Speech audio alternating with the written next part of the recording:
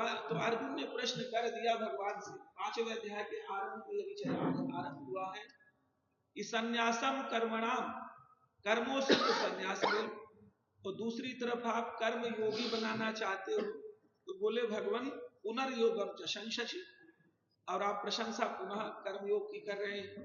यह श्रेय एतयोर एकम, इन दोनों में से जो श्रेय कारक मेरे लिए हो तन्मे ब्रूहि, हे प्रभु उसको न कहो। सुनिश्चितम, बिल्कुल सुनिश्चित करके मुझे एक रास्ता बता दो, आप जो कहेंगे मैं उस मार्ग का अविलंब अनुसरण करने लग जाऊंगा। श्री भगवान वाच, भगवान ने अर्जुन को बड़े स्नेह पूर्वक समझाते हुए कहा, संन्यासः कर्म योगश्च निःश्रेयस करा उभौ। अर्जुन तुम इसमें विचलित मत हो, क्योंकि संन्यास योग और कर्म योग ये दोनों श्रेय कारक है। ये दोनों ही मार्ग मेरे तक पहुंचाने के अत्यंत सुगम मार्ग हैं, परंतु तयोस्तु कर्म संन्यासात् कर्म योगो विशिष्यते, क्योंकि बड़े ही कठिनता पूर्वक व्यक्ति ज्ञान मार्ग में स्थिर रह पाता है, इसलिए स्वाभाविक रूप से हर व्यक्ति कर्म योग का पालन कर सकता है। इसलिए मेरी दृष्टि में तो संन्यास योग की अपेक्षा कर्म योग अति श्रेष्ठ है।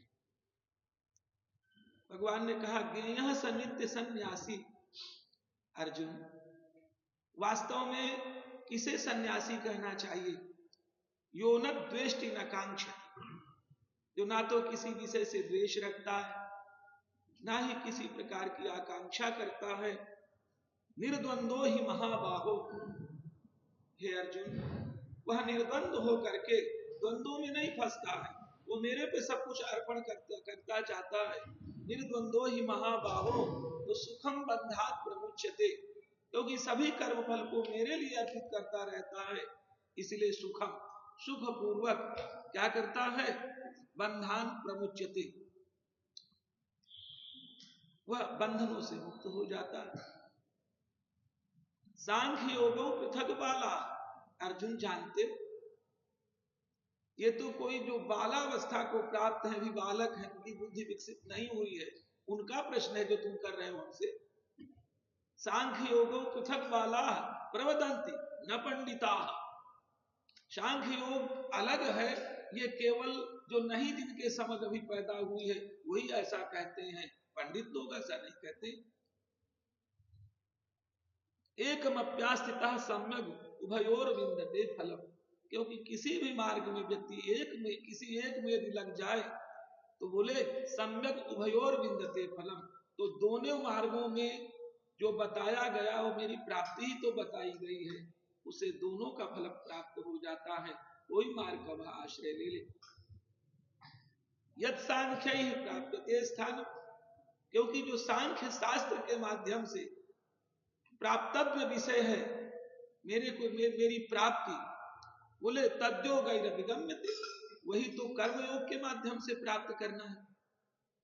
एकम सांख्यं च योगम च, सत्य तो ये है एक ही चीज सांख्य योग भी प्रदान करता है और एक ही योग कर्म योग भी, एक ही विषय कर्म योग भी प्रदान करता है। यह पश्यति स पश्यति, जो इस प्रकार से सोचता है सही बोलता है अर्जुन, वही देखता है। फिर भगवान ने कहा, संन्यासस्तु महाबाहो दुःखमाप्तु मयोगता, हे महाबाहो संन्यास योग पर चलने में कई बार बुद्धि विचलित हो जाती है, उस प्रकार के ज्ञान को नहीं धारण कर पाती है, क्योंकि उसमें अहम आने की स्थिति कई बार बनती है। इसलिए संन्यासस्तु महाबाहो दुःखमाप्तु मयोगता, तो थोड़ा दुख पूर्वक प्राप्त करता है मार्ग का। और योग युक्तो मुनिर्ब्रह्म न चिरेणाधिगच्छति, परंतु जो कर्म योग में लगा हुआ साधक है वो बहुत अधिक समय नहीं लेता है, अति शीघ्र मेरी प्राप्ति कर लेता है। किसी भी कर्म को उसे पता है, कल 25 तत्व बताए गए थे, गुणा गुणेषु वर्तन्त इति मत्वा न सज्जते, गुण ही गुणों में बरत रहे हैं, इसको मान करके वह उसमें लिपायमान नहीं होता है। इसलिए उसे कोई समस्या नहीं आती है। फिर भगवान ने कहा योग युक्तो विशुद्ध आत्मा। सबसे बढ़िया लाभ क्या है कर्म योग में? योग में तो युक्त रहता है परंतु उसका अंतःकरण अत्यंत पवित्र रहता है। योग युक्तो विशुद्धात्मा विजितात्मा जितेंद्रिय। वह अपने इंद्रियों को भली भांति जीत करके और अपने अनुकूल अपने को बना लेता। मेरा कुछ है ही नहीं तो मैं क्यों प्रयास करूं? जो कुछ है भगवान का है, देने वाले भगवान है। यदि भगवान न शरीर में बैठे हों तो क्या मेरी कोई भी मस्तिष्क मेरा काम करेगा क्या? मेरे कोई अंग काम करेंगे क्या? इसका मतलब काम करने में इस समय सामर्थ्यवान मेरे अंग हैं, उसके मूल में मेरे भगवान है। इस भावना को लेकर के कर्मयोगी कभी बंधन में नहीं बनता। तो बोले योग युक्तो विशुद्धात्मा विजितात्मा जितेंद्रिय सर्व भूतात्म भूतात्मा कुर्वन्नपि न लिप्यते।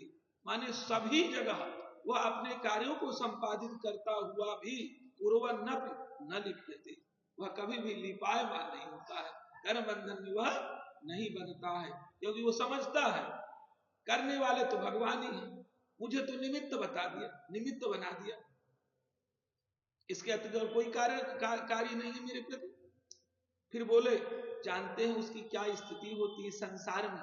बोले नैव किंचित करोमीति युक्तो मन्येत तत्त्ववित्। जो तत्व को जानने वाला कर्मयोगी है वो जानता है कि नैव किंचित करोमि इति, मैं तो कुछ कर नहीं रहा हूं। वो क्या करता है? देखता हुआ, पश्यन श्रृणवन सुनता हुआ,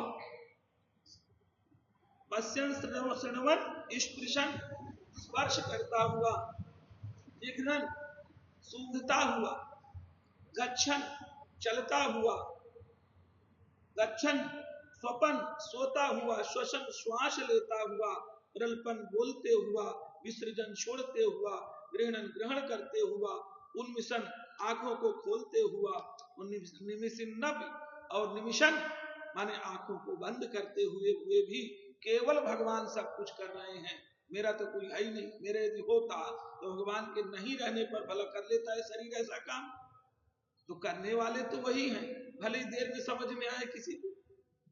तो बोले इंद्रियार्थेषु, सभी इंद्रिय अपने अपने अर्थों में अपना अपना कार्य कर रही हैं। इंद्रियार्थेषु वर्तन्त इति धारयत्, ऐसा सब जगह सारे कार्यों को करता हुआ इस प्रकार की स्थिति में अपने आप को वह रखता। फिर बोले उसकी विशेषता है ब्रह्मण्याधाय कर्माणि, ब्रह्मण्याधाय ब्रह्म में अपने सभी कर्मों को समर्पित कर देता। ब्रह्मण्याधाय कर्माणि त्यक्त्वा संगम त्यक्त्वा करोति यः, और किसी भी प्रकार की आसक्ति को छोड़ करके वह सारे कार्यों को करता है। बना तो अच्छा है, नहीं बना तो कोई बात नहीं। जैसे कोई व्यक्ति है, उसकी बहुत बड़ी कोई दुकान है और कदाचित उसमें कोई ऐसी समस्या आ गई, परंतु जो उसमें कार्य करने वाला सेवक है वो जानते हैं, बचाने का भी प्रयास किया, कोई नुकसान न मालिक का हो जाए इसमें भी प्रयास किया, परंतु फिर भी आग लग गई, दुकान जल गई।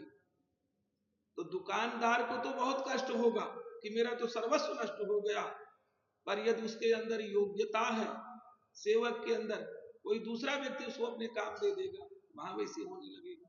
ऐसे ही संसार के सभी स्थितियों में अपने आप को स्थापित करके वो कभी दुखित नहीं होता, कभी हर्ष नहीं करता है, सदा एक रस भगवान की स्थिति पर अपने आप को बिल्कुल व्यस्त रखता है। फिर बोले ब्रह्मण्यादाय कर्माणि संगम त्यक्त्वा करोति यः लिप्यते न स पापेन पत्रमिवाम्भसः। वह किसी भी प्रकार से पापों से बच जाता। कल भगवान ने कहा था ना, नमाम कर्माणि लिम्पन्ति न मे कर्म फले स्पृहा। भगवान ने कहा था देखो मुझे कर्म क्यों लिपायमान नहीं करते? बोले मेरी कर्मों के प्रति कोई स्पृहा थोड़ा है।